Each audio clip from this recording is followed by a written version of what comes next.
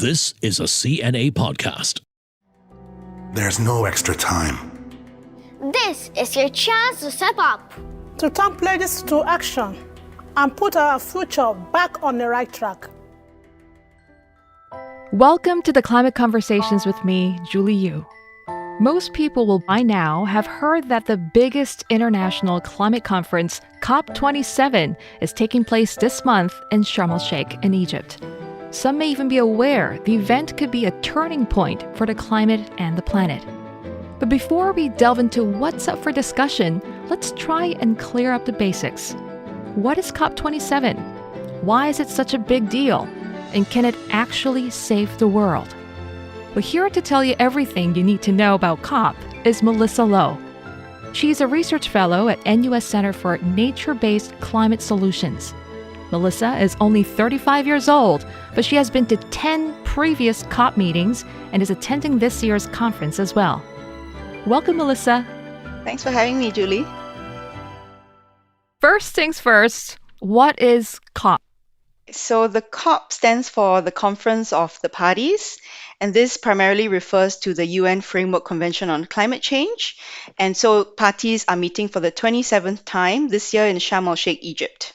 There's a lot of jargon's been throwing around at COP events, but what we hear over and over again is a Paris Agreement or a Paris Accord, as I believe was signed back in 2015.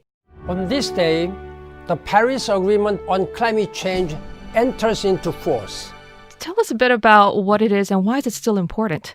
The Paris Agreement was agreed in December 2015, and what the agreement does is it commits all countries to reducing the rise in global temperatures to not beyond 1.5 degrees. I think the amazing thing about the Paris Agreement is that it requires all countries, unlike its predecessor, the Kyoto Protocol.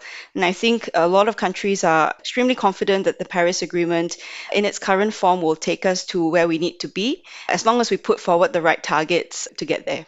In fact, the slogan for COP26 was keeping 1.5 alive. But let's face it, Melissa, we've been increasingly hearing how the 1.5 degree target is fast fading away. Do you think it's still a feasible goal? Well, we have to keep our hopes up, and absolutely right. The 1.5 degree window is closing extremely fast, and we must do more than what we're already doing. And so the Paris Agreement, one of the key things about it is also an ambition cycle. So every 5 years, countries need to up their targets, meaning they have to put forward more ambitious targets. And Singapore has actually submitted a new enhanced target this year, and we will be bringing it to the COP27. I think that countries, if they're serious about fighting climate change and addressing its impacts, they will follow this ambition cycle and submit new and better targets every 5 years. Speaking of goals, a year ago, countries, banks, business leaders announced a slew of climate plans and pledges. How have those big promises progressed since? That's a great question because COP26 was just last year in November, and so we're 1 year in and the world has changed tremendously within this year. And I think one of the biggest worries is what's happening in Europe right now, the Russia-Ukraine crisis resulting in a huge energy crunch. I think there are a lot of countries that we think might backslide on their targets simply because they're not able to get energy supply for the winter coming ahead. We haven't really seen great progress in the last 1 year as countries recover from the COVID-19 pandemic, hopefully coming out of it better and stronger, but it's just one crisis after another. Of course, I remain hopeful and optimistic that we'll get through eventually, but I think this year has just been particularly tough. If last year's COP was the commitment COP, where climate pledges and targets were set, many say that this year is the implementation COP. What are the big objectives this time? Expectations are really high this year for the COP to deliver on something called mitigation ambition under the mitigation work program. So this is for countries to raise their ambitions before 2030. And why is 2030 important? It's because that's when the first round of nationally determined contributions or climate pledges are due in 2030. There's a big program called the mitigation work program that will take us there. So countries are going to agree on a process to get us there in 2030. issues relating to climate adaptation. So if mitigation fails, given that the climate will warm and continue to warm with what's already been emitted into the atmosphere, we need to think about how to enhance climate resilience among the most vulnerable of countries. And so climate adaptation is on the table at COP27 this year. And there's also the big issue of loss and damage. So there are a number of developing countries, particularly small islands, that are asking for developed countries to put money towards disaster relief or loss and damage funding so that they can make peace with some of their losses that are irreparable. And the last issue that is squarely on the table is climate finance. Countries need to come up with a new floor of at least US $100 billion from 2025 onwards. And we're watching eagerly as to whether that commitment will take place, because I think it's really important to build trust and rebuild the trust that perhaps has been lost with the lack of progress in the last year. Who are the leaders that you're most excited to hear from? And I think it's really important that the heads of states of countries that have submitted new pledges from COP26. So there are only about 20 countries that have displayed climate leadership before COP27.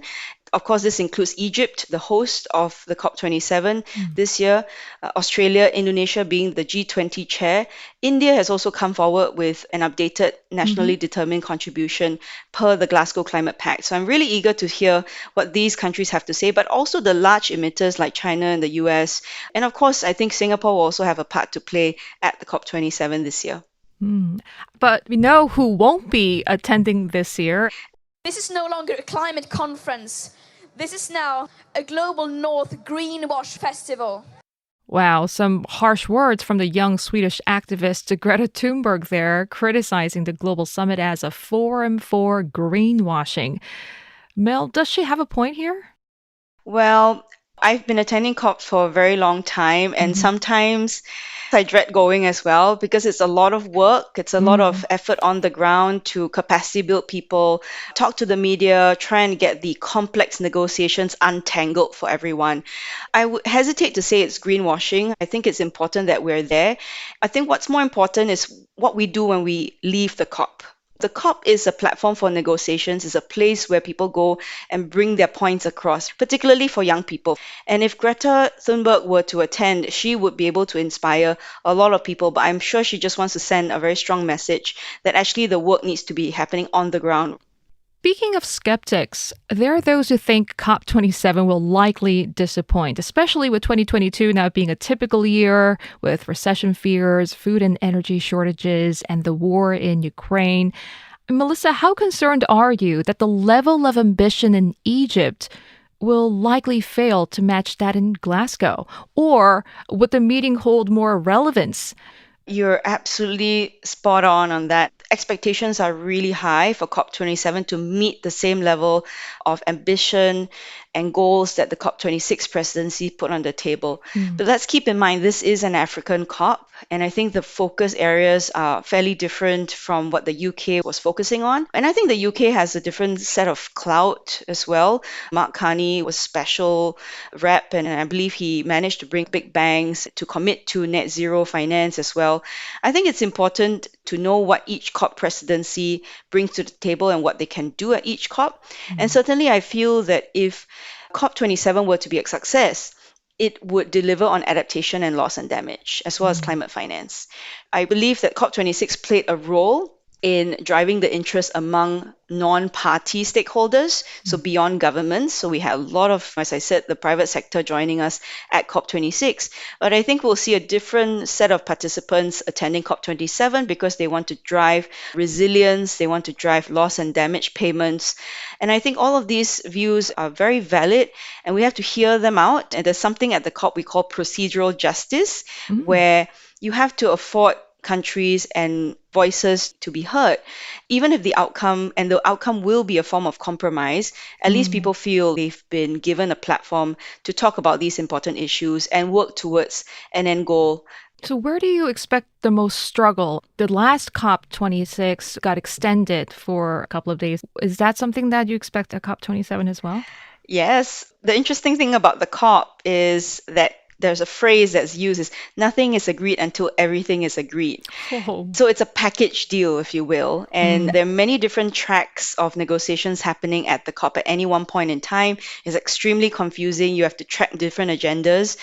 And basically what happens in the end is a package of decisions are put forward to the ministers when they arrive in the second week. And the ministers will go and evaluate based on their own country's interests, but also in the global interest.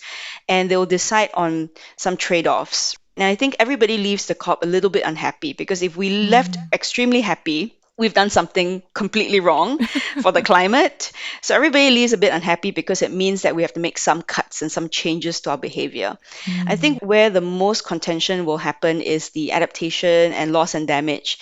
And loss and damage is particularly challenging because my sense is that if developed countries end up committing to this loss and damage funding, it would perhaps mean that they've essentially admitted that they've caused climate change. And I think that's something really difficult for them to admit at the COP level.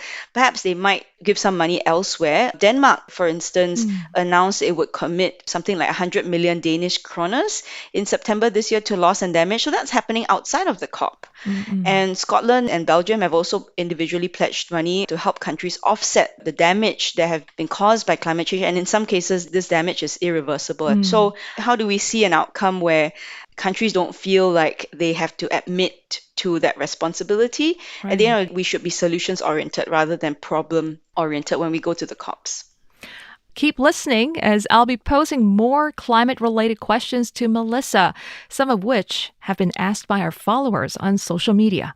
All right, Melissa, there are some of the questions our followers have posed for you, and I feel like no one can answer this first question better than you, since you've been to COP 10 times. So for those of us who have never been to COP, what's it like? It must be pretty intense. It is, and it's extremely overwhelming if it's your first COP, and I know it's your first COP. So when you go there, okay, first thing you have to wear comfortable shoes because the COP venue is massive, and you have to walk to different places. And in your case, it will be the media area, but you also want to perhaps attend some negotiations like plenary sessions. I'm considered an observer to the COP. So the National University of Singapore has been accredited since 2014 as an official observer. What we do is we get a yellow badge. And so the different badges of the COP allows you into different rooms. And for observers, we get to go into some of the smaller rooms. As long as countries decide that they will allow observers in the rooms for transparency, we're allowed to sit in for and listen to the negotiations. And quite often we take notes so that we can make sense of it a bit later. There are also a lot of side events that you can attend at the COP. These are basically like seminar style events that you can go listen to interesting speakers. And then there are pavilions that countries set up to showcase the important policies and work that they've been doing, and perhaps to drive partnerships as well.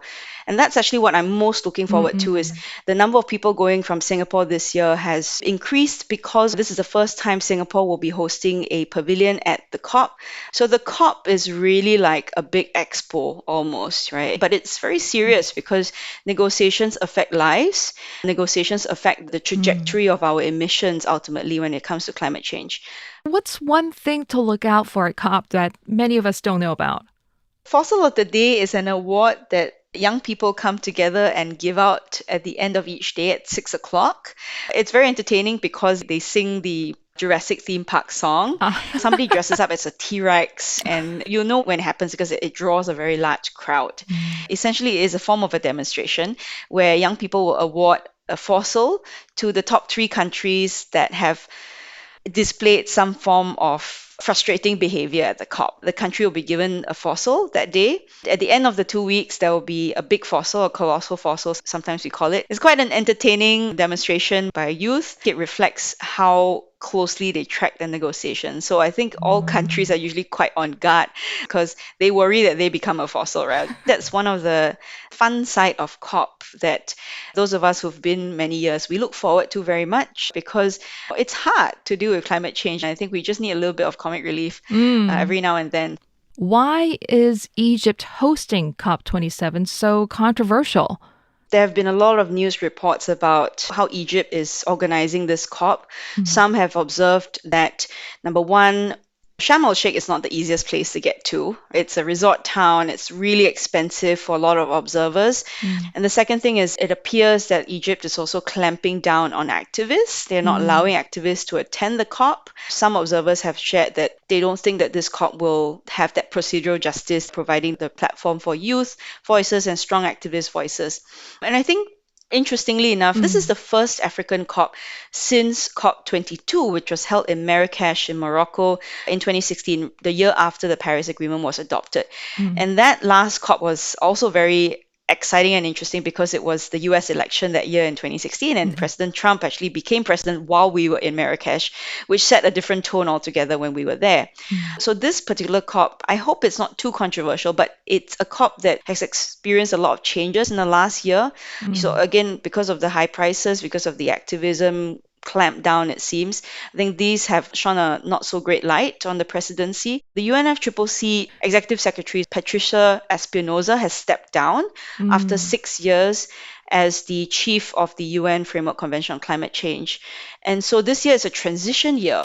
So we have a new successor to the UNFCCC.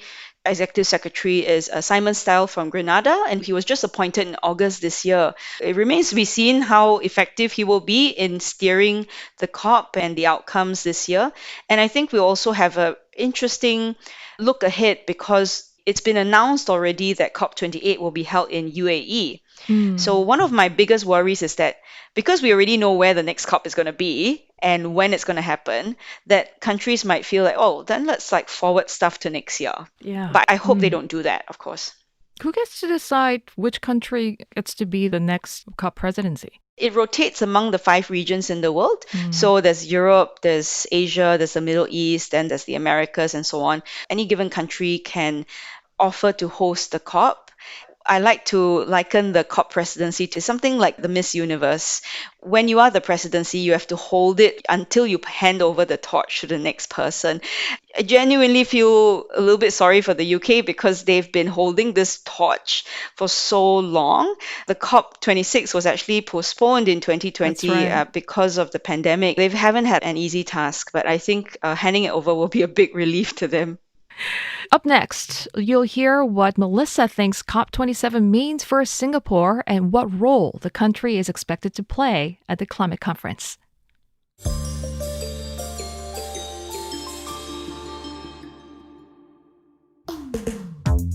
Hi, I'm Adrian Tan. And I'm Crispina Robert. We are the host of a new podcast called Work It. We're here to get into the essential things that no one tells you about working in company culture, from office politics to dealing with burnout. If you've ever wanted to eavesdrop on an interesting conversation by the water cooler, this podcast is for you. look out for our episodes wherever you get your podcast.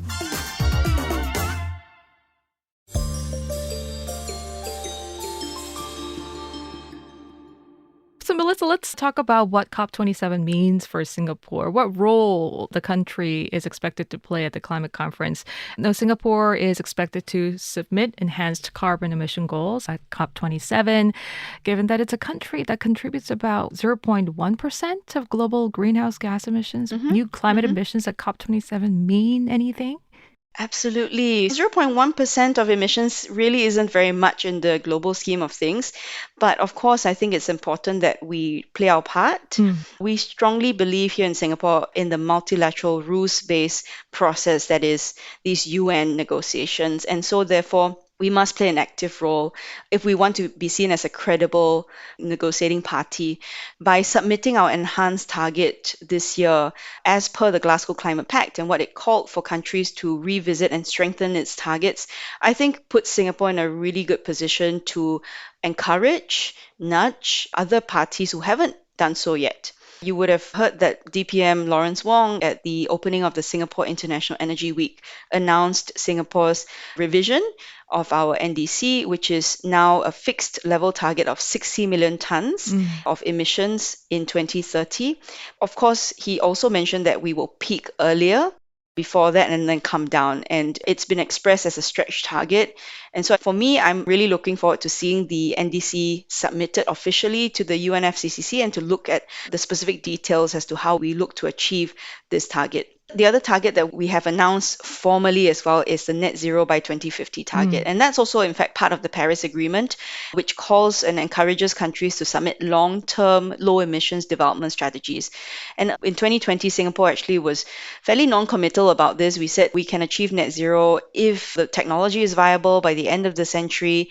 There was a bit more pressure because more and more countries submit net zero targets, right? There are about 53 countries now that have targets by 2050, and most of them are net zero. And so Singapore felt that we needed to relook at this. And because of the Article 6 of international carbon markets that were finalized, the rules were finalized last year at COP26, as well as two sets of technologies, carbon capture, storage, and utilization, as well as hydrogen, it now looks as if Singapore can at least make strong effort to achieve net zero. Once we exhaust the mitigation options, we might buy carbon credits through the international frameworks to get to zero in 2050. But I think the key really is to try and mitigate, decarbonize as much as possible before that. And like I said, I think Singapore will play, in my opinion, we often play an outsized role at the COPs because we make effort to understand other countries' interests at the COP meetings. And we're sometimes described as an honest broker or facilitator of outcomes because we can think of solutions that might be a bit more palatable or appealing to a variety of countries. For example, Minister Grace Fu last year was asked to co-facilitate Article 6 negotiations, which were really contentious. And we did a great job. So I think we have track record, and I think we'll be called upon again. There are going to be plenty of issues and negotiations that's going to take place at COP27. But is there anything in particular that would matter for Singapore specifically and also for those of us in the region? What should we keep a lookout for? Well, I think everything is important. I know this is not the right answer, but I think everything is really important because of the package deal. Everything is interconnected. If we drop the ball on, for example, adaptation and loss and damage, which is really important to a large number of developing, least developed countries, then we really haven't won. Even if Singapore or other countries got what they wanted, the world suffers, planet suffers. A really key outcome for us, not just in Singapore, but also the region, Singapore being in Southeast Asia, is adaptation, is loss and damage. Many of our neighboring countries have many people living along the coastlines, and we've already seen some terrible effects of climate change. I think Philippines is a good example. Every year during the COP is typhoon season. It hits home because our Philippine negotiators will be at the COP and they'll be sometimes in tears. You just feel for them, you want to do something about it. So I think it's important to situate ourselves as Singaporeans within the larger context of the region and also the world. We can't say to have won if one thing or the other doesn't get agreed. So what do you yourself hope to see at COP27? I mean, what would make it a successful outcome in your eyes? That's a tough question. A lot of hopes are on the adaptation and loss and damage agenda item, but I think personally that the mitigation work program is also important. Climate finance delivery is going to be key in order to get to a successful outcome. Perhaps that trust has to be rebuilt, and where better to do this than in Africa. All right, Mel, thank you so much for your time. I really enjoyed talking to you. You're welcome, Julie. Well, hopefully, countries can put political differences aside and come together to address a common existential threat. It's a difficult task for sure, but if the hope and optimism of people like Melissa is anything to go by, we may still have a chance. The team behind the Climate Conversations is Jacqueline Chan, Joanne Chan, Daniel Lee, Crispina Robert, and me, Julie Yu.